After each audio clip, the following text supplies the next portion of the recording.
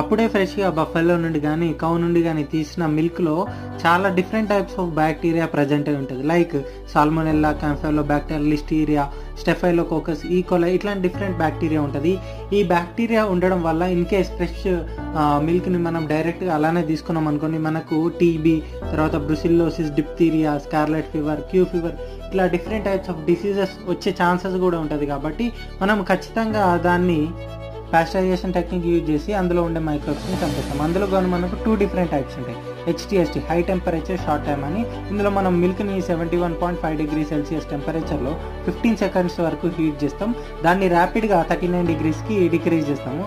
దీనివల్ల మనకు 2 వీక్స్ వరకు దాని షెల్ఫ్ లైఫ్ ఇంక్రీజ్ అయ్యే ఛాన్సెస్ ఉంటాయి. సెకండ్ది అల్ట్రా హై టెంపరేచర్. ఇందులో మనం మిల్క్ని 135 డిగ్రీ సెల్సియస్ టెంపరేచర్లో 1 to 2 సెకండ్స్ హీట్ చేస్తాం.